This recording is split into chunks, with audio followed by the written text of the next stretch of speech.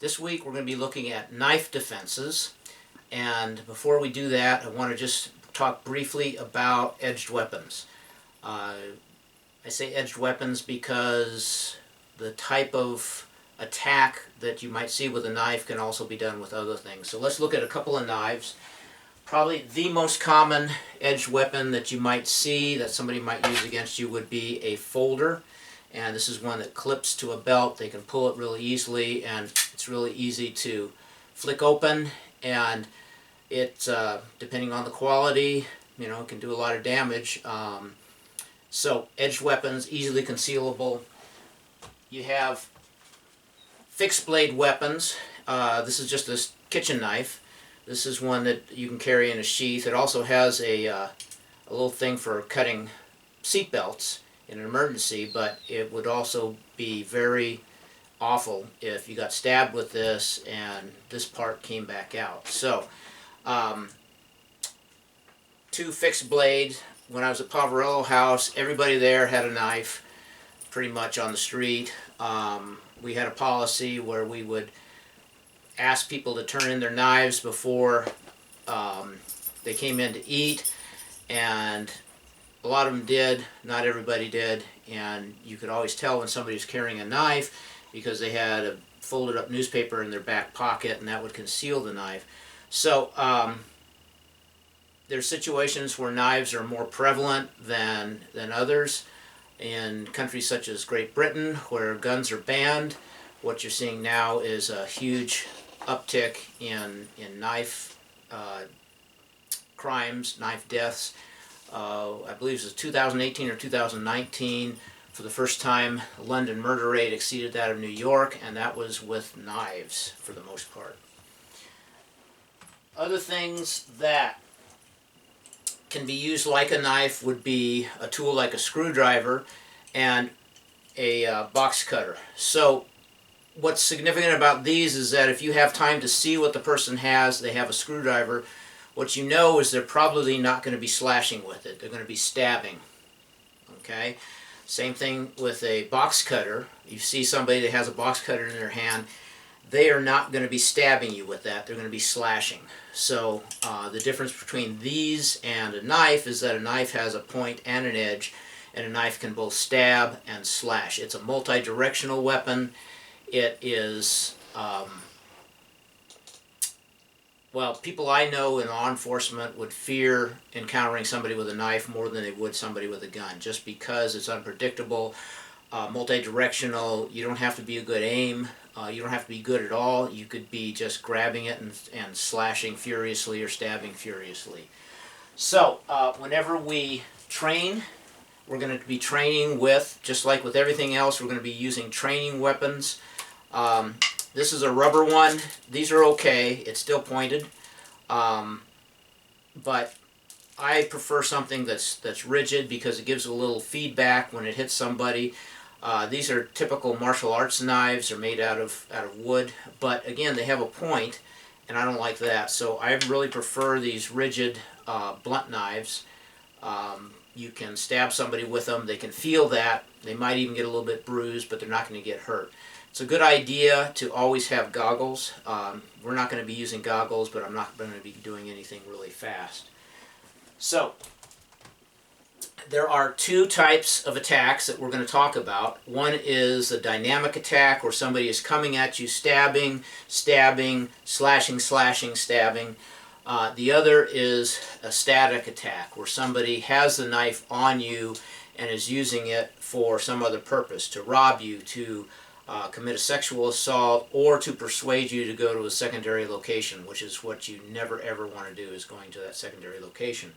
So the first thing we're going to look at are dynamic situations where somebody is slashing or stabbing. And what I'm going to tell you is I don't think there is really any good definitive defense against somebody who is coming at you with a knife. There are a few principles, and we want to talk about those principles. So I'm going to have Sue come. And the first principle is, if somebody has a knife, you want to run away. Obviously, that's the first and foremost thing. This is if you cannot run away for whatever reason. So the first thing is to try to use an available weapon.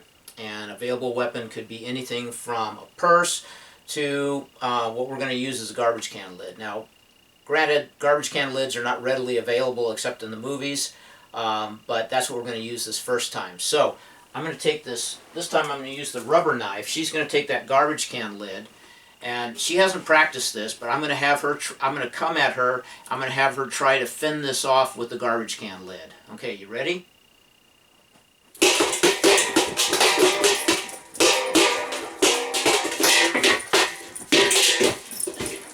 Okay, she did a pretty good job, and she started panicking, she started hitting, and that's another thing you can do. And Bane comes to the rescue. I don't know if you can see him. Okay, go over here. Lay down. He's not listening. Okay, so available weapons. Again, that could be anything. Anything that you can put between you and that knife.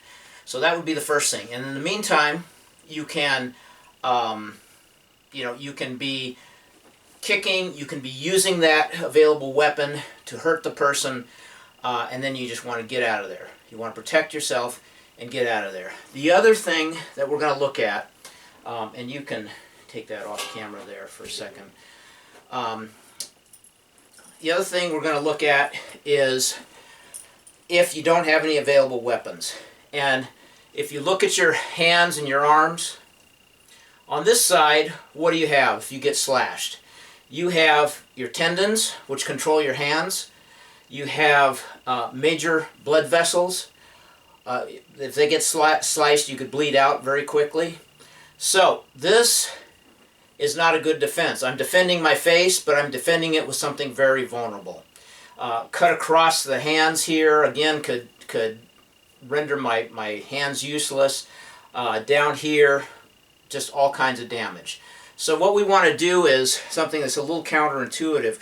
We want to turn our hands like this.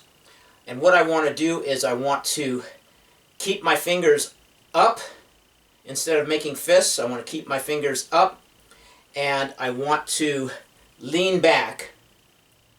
And if Sue had the knife, I would be here. Go ahead and grab a training knife. And I would be kicking. And notice when I kick, I lean back. Boom. I'm not kicking like this. I'm kicking like this. So I'm protecting my vital areas up here. I've got my elbows in. I'm protecting my thoracic cavity, and I'm attacking with my legs. Boom. Boom. I am not trying to disarm that knife because it moves too fast. If I try that, I'm just going to get cut. I'm going to get cut to pieces. So I'm kicking. I try to injure her. I go for the knees. I go for, if it's a man, I go for the groin. I keep my kicks low, but I'm leaning back as I'm doing that. Boom. Okay?